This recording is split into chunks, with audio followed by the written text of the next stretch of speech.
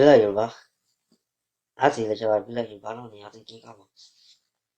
Gẹ́gẹ́ bí ìṣe àti àṣà ìbílẹ̀ Yorùbá náà ni láti máa mú fọ́nrán fídíò wá fún ìgbádùn yín ní ọlọ́kan-ò-jọ̀kan. A ti dé lónìí ní yàrá láti mú fọ́nrán fídíò wá fún ìgbádùn yín. Àmọ́ kó tó di pé ẹ wo fọ́nrán fídíò tí a mú wá fún ìgbádùn yín lónìí, ẹ jẹ́ ká ka àwọn ìwé ìròyìn tó ń jà ròyìn lórílẹ̀-èdè wa Nàìjíríà sí etí. Ẹ máa bá mi ká lọ. Ìwé ìròyìn tí ọwọ́ mi kọ́kọ́ tẹ̀ òun náà ló sọ pé Gani Adams, Sunday Igboho àtàwọn OPC fẹ́ ṣe ìwọ́de tako màálù jíjẹ ní ilẹ̀ Yorùbá. Bí gbogbo nǹkan bá lọ bó ṣe yẹ kó lọ ní ọ̀sẹ̀ yìí, ọjọ́ Ẹtì Friday ọ̀sẹ̀ yìí ni Ààrẹ Ọ̀nà Kakanfò ilẹ̀ Yorùbá Ìbà Gani Adams, olóyè Sunday Adéyẹmọ àtàwọn ọmọ ẹgbẹ́ OPC yóò jáde láti ṣèwọ́de tako jíjẹ màálù ní ilẹ̀ Yorùbá. Nínú ìkéde tí wọ́n ṣe sínú ìwé ìròyìn kan ni olóyè Sunday Adéyẹmọ, ẹni táwọn èèyàn túmọ̀ sí Sunday Igboho, àti Ìbà Gani Adams ti sọ̀rọ̀ yìí pẹ̀lú àjọṣepọ̀ àwọn ọmọ ẹgbẹ́ OPC lábẹ́ àkóso ọmọọba Ṣẹ́gun Òṣìbọ́tẹ̀. Wọ́n sì ti ya ọjọ́ kan sọ́tọ̀ láti ṣe ìwọ́de ọ̀hún. Wọ́n ní àwọn gbé ìgbésẹ̀ yìí láti fi ẹ̀hónú hàn lórí bí ẹgbẹ́ àwọn tó ń ta màálù àtàwọn ohun jíjẹ lókè ọ̀yà ṣe pàṣẹ fáwọn èèyàn wọn kí wọ́n má ṣe kó oúnjẹ àti màálù wá sí ilẹ̀ Yorùbá àtàwọn ibòmíì lágbègbè apá gúúsù orílẹ̀-èdè yìí mọ́. Ní báyìí, ó ti di ọjọ́ kẹrin tí ẹgbẹ́ àwọn olókoòwò ẹran màálù ti pàṣẹ ọ̀hún. Ìgbésẹ̀ àwọn Haúsá yìí kò ṣàì bá ìbínú àwọn èèyàn orílẹ̀-èdè yìí pàdé, nítorí káàkiri orí ìkànnì ayélujára làwọn èèyàn ti ń bu ẹnu àtẹ́ lu ìgbésẹ̀ ọ̀hún. Ẹgbẹ́ àwọn olóúnjẹ àti màálù ní ilẹ̀ Haúsá sọ pé iléeṣẹ́ ọ̀tẹlẹ̀múyẹ́ DSS ní ìlú Àbújá ti pe àwọn lórí ìdí tí àwọn ṣe gbé ìgbésẹ̀ ọ̀hún. Akọ̀wé ẹgbẹ́ náà Ahmed Alarama sọ pé títí di àsìkò yìí ni ààrẹ ẹgbẹ́ náà ìyẹn Muhammad Taha ṣì wà lọ́dọ̀ àwọn DSS. Tí ẹ ò bá gbàgbé, àwọn èèyàn yìí náà ló ń béèrè ẹgbẹ̀lẹ́gbẹ̀ bílíọ̀nù lọ́wọ́ ìjọba àpapọ̀ gẹ́gẹ́ bí owó gbà má bínú pé wọ́n pa àwọn èèyàn wọn lásìkò rògbòdìyàn tó wáyé ní Ṣáṣá. Bí ìròyìn eléyìí bí ó ṣe lọ nìyẹn. Ẹ jẹ́ wo ìròyìn míì tí ọwọ́ mi tún tẹ̀ kí n wá kà sí ní etí, mò ń bọ̀ fún etí ìdènà. Ẹ káàbọ̀ padà. Ìròyìn tí ọwọ́ mi kàn òun náà ló ń pariwo pé yé pàrìpà ìmọ̀rí o. Orí ọkùnrin kan àti obìnrin kan ni wọ́n bá nínú mọ́tò Hasan ní Àkúrẹ́. Ẹ jẹ́ kí n ka ìròyìn náà sí ní etí. Àwọn àjọ tó ń gbógun ti ìlòkulò oògùn olóró ní ìpínlẹ̀ Ondo ti fi pápẹ́ òfin gbé ọkùnrin ẹni ọgbọ̀n ọdún kan tí orúkọ rẹ̀ ń jẹ́ Saka Hasan lẹ́yìn tí wọ́n ká orí èèyàn mọ́ inú ọkọ̀ rẹ̀. Awakọ̀ ọ̀hún lọ́wọ́ tẹ̀ lójú ọ̀nà márosẹ̀ Àkúrẹ́ sí Ọ̀wọ̀ lọ́jọ́ Àìkú Sunday ọ̀sẹ̀ yìí.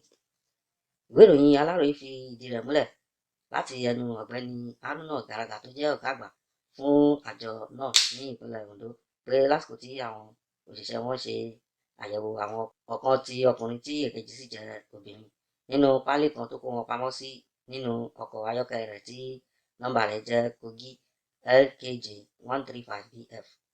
Nínú àlàyé díẹ̀ tí afurasí ọ̀hún ṣe fún àwọn oníròyìn lásìkò tí wọ́n ṣe àfihàn rẹ̀, ó ní ó ti tó bí ọdún mẹ́ẹ̀ẹ́dọ́gbọ̀n tóun ti ń fi ọkọ̀ náà ìlú Àkúrẹ́ ní ìpínlẹ̀ Ondo sí ìpínlẹ̀ Kogi. Ó ní ọkùnrin kan ló gbé ẹrù yìí sínú ọkọ̀ ọ̀hún lásìkò tí òun lòdì lọ́wọ́ nínú gáráàjì ní Ọ̀kẹ́nẹ́, tí ó sì ní kí òun gbé fún ẹnìkan tí òun bá ti dé ìlú Àkúrẹ́. Hasan ní òun kò mọ ẹnikẹ́ni nínú àwọn méjèèjì, ó ní nọ́mbà fóònù wọn nìkan ni òun ní lọ́wọ́. Wọ́n ti fa afurasí ọ̀hún lé iléeṣẹ́ ọlọ́pàá ìpínlẹ̀ Ondo lọ́wọ́ láti ṣe ẹ̀kúnrẹ́rẹ́ ìwádìí lórí ìṣẹ̀lẹ̀ náà. Ní kété tí ìwádìí wọn bá parí, wọn yóò fi ojú rẹ̀ ba ilé ẹjọ́. Bí ìròyìn ti Hasan bí ó ṣe jẹ́ náà ni mo ṣe kà sí létí.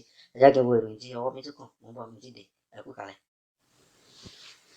Ẹ káàbọ̀ padà. Ìwé ìròyìn tí ó tẹ̀ mí lọ́wọ́ òun náà ló sọ pé ọpẹ́ o Ayédáadé ní ìpínlẹ̀ Ondo. Ìwé ìròyìn náà ló kà pé Akérédolú tú ẹgbẹ́ awakọ̀ ká ní ìpínlẹ̀ Ondo.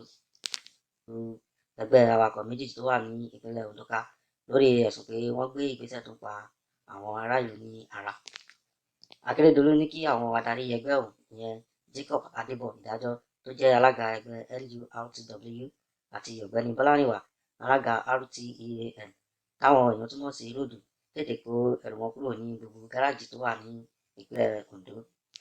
Olùdámọ̀ràn fún gómìnà lórí àkànṣe iṣẹ́ dókítà Doyin Ọ̀dẹ́bọ̀wálé tó pàṣẹ ọ̀hún lórúkọ gómìnà ní kò sẹ́ni tí wọ́n rán níṣẹ́ láti máa gba owó orí lọ́wọ́ àwọn èèyàn nínú gáràjì lórúkọ ìjọba.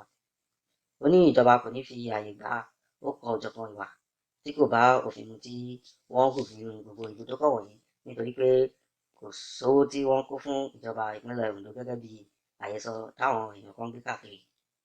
Adébọ̀wálé tún pàṣẹ fáwọn awakọ̀ tẹ́kísì láti dá owó ọkọ̀ wọn padà sí 50 náírà tí wọ́n gbé èrò tẹ́lẹ̀ dípò 100 náírà tí wọ́n gbé báyìí. Láti bí oṣù méjì sẹ́yìn làwọn èèyàn ti ń tako ìjọba lórí àfikún 500 náírà tí wọ́n fi kún owó tíkẹ́ẹ̀tì tí wọ́n já fáwọn awakọ̀ èrò ní ìpínlẹ̀ Ondo. Èyí tó mú káwọn oní takisí gbé owó ọkọ̀ wọn kúrò ní 500 náírà lọ sí 100 náírà. Bí ìròyìn ti Ondo bí ó ṣe rí náà ni mo ṣe kà sí létí. Ẹ jẹ́ kí n tún wo ìròyìn tí ọwọ́ mi bá tẹ̀. Ẹ káàbọ̀ padà. Ìròyìn tí máa fi káàdì abala ètò tí a wà òun ló sọ pé àwọn ará ìlú ní irọ́ ni ìjọba Ògùn pa pé àwọn èèyàn Yewa kò sá lọ sí ilẹ̀ olómìnira Benin. Ìjọba ìpínlẹ̀ Ògùn tí gómìnà Ọmọọba Dàpọ̀ ti ní kò sí ọmọ ìpínlẹ̀ Ògùn kankan nínú àwọn tí wọ́n sá lọ sí ilẹ̀ olómìnira Benin nítorí rògbòdìyàn àwọn Fúlàní ní ilẹ̀ Yewa. Ọjọ́ Ajé ọ̀sẹ̀ yìí tí í ṣe ọjọ́ kìíní oṣù kẹta ọdún 2021 ni ọ̀rọ̀ yìí jáde láti ẹnu alága ìgbìmọ̀ tó ń rí sí ìjà tó ń ṣẹlẹ̀ láàrin àwọn àgbẹ̀ àtàwọn Fúlàní ní ìpínlẹ̀ Ògùn, ìyẹn Ọ̀nàrẹ́bù Káyọ̀dé Ọládélé. Ọ́fíìsì àwọn lọ́balọ́ba tó wà ní Òkè Mọ̀sán lábẹ́òkúta ni Ọládélé ti sọ pé àhesọ lásán ni ìròyìn tó ń lọ lórí ayélujára pẹ̀lú àwọn ìwé ìròyìn kan pé àwọn ọmọ ìpínlẹ̀ Ògùn láti Yewa ti wá ààbò lọ sí Benin nítorí àwọn Fúlàní. Ọládélé sọ pé àwọn tí wọ́n padà sí Benin kò ju àwọn ọmọ orílẹ̀-èdè náà tí wọ́n wá ṣiṣẹ́ àgbẹ̀ ní Yewa lọ. Ó ní àwọn èèyàn náà tí wọ́n jẹ́ ẹ̀hà Ègùn kò ṣẹ̀ṣẹ̀ máa wá dá oko ní Yewa. Àwọn ọmọ onílùú yóò já wọn ní ilẹ̀ fáwọn àsìkò kan, wọn yóò máa dá oko níbẹ̀, wọn yóò sì máa lọ sí ìlú wọn lẹ́ẹ̀kọ̀ọ̀kan. Àwọn èèyàn náà ló ní wọ́n padà sí Benin nígbà tí rògbòdìyàn ìpànìyàn Yewa bẹ̀rẹ̀. Ó ní kì í ṣe àwọn ọmọ Yewa rárá. Alága náà sọ pé lásìkò àbẹ̀wò wa sáwọn àgbègbè tí wàhálà ti ṣẹlẹ̀ ní Yewa, a dé abúlé Asa tó jẹ́ ibi tí rògbòdìyàn ti lágbára gidi gan. Adélé baálẹ̀ tó wà níbẹ̀ sọ fún wa pé ẹ̀rù ń ba àwọn ará abúlé láti lọ sí oko nítorí àwọn Fúlàní. A gbà wọ́n nímọ̀ràn pé kí wọ́n sì ní sùúrù fún ìgbà díẹ̀ náà kí wọ́n tó máa lọ sí inú oko wọn. Tó bá sì kan dandan fún wọn láti lọ sí oko, a ní kí wọ́n rí i pé wọ́n pọ̀ lọ, kó má jẹ́ ẹyọ ẹnìkan ṣoṣo ló dá lọ sí inú oko. A kò sọ pé kí wọ́n pa oko wọn tì láéláé mọ́ o. Ẹ ò sì lè bá ọmọ Yewa kankan ní Benin nítorí ìjà àwọn Fúlàní. Àwọn àjòjì ni wọ́n padà sí ilẹ̀ wọn. Ṣùgbọ́n ọ̀pọ̀ èèyàn ló tako Ọládélé lórí ohun tí ó sọ yìí.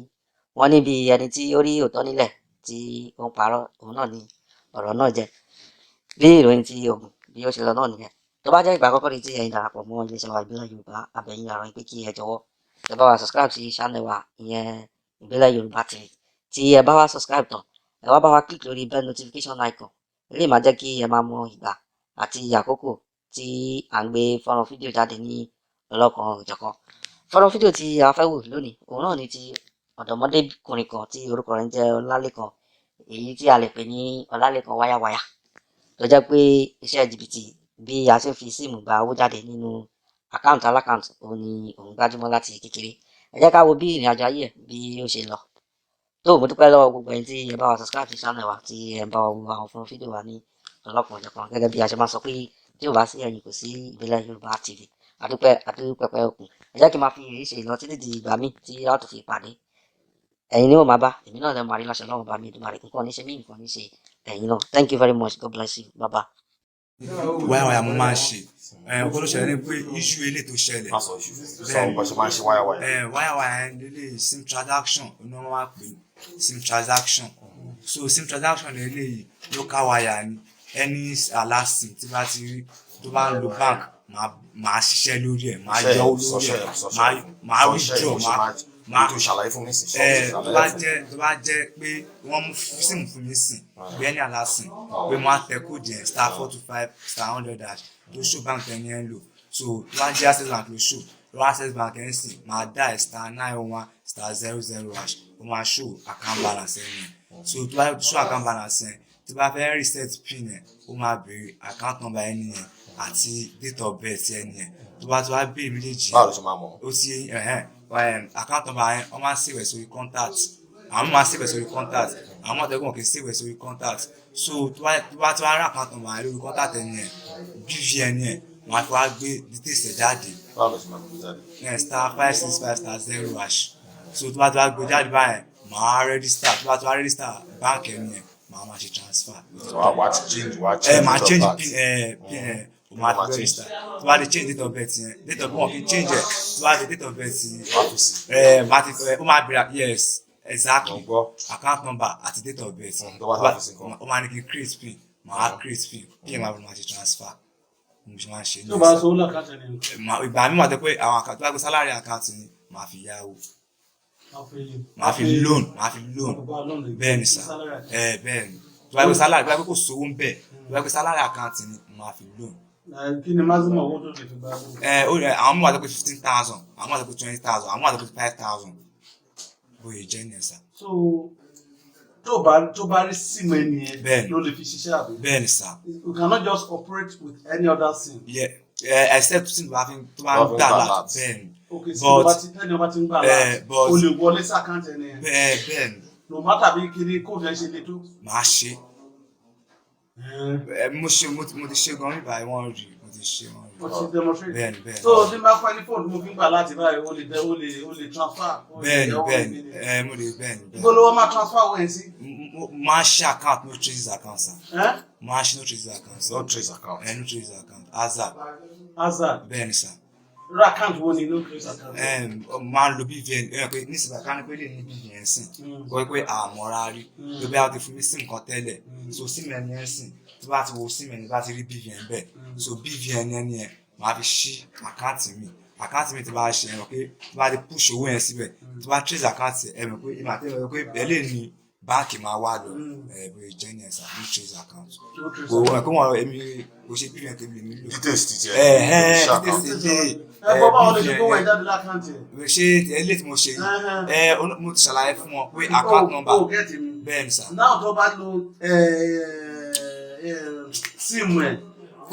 kò lè má jẹ́ síìmù ẹ̀ gan kíkan rí BVN. o kàn rí BVN. BVN so rárá BVN sà BVN máa fi register account. wọ́n á gbé details ẹ̀ sórí títí ẹ̀. BVN náà ni BVN mo lè ṣe é sí kẹ́hìn gan rí. o lè pàtìsẹ̀. mo lè ṣe é sí kẹ́hìn rí. any sim at all. tí o ní BVN. tí o ní BVN máa ṣe é máa rí. àkáǹtì ọ̀dẹ̀ máa send ẹ̀. máa dẹ̀ send ẹ̀ nísinsìnyí. Okay.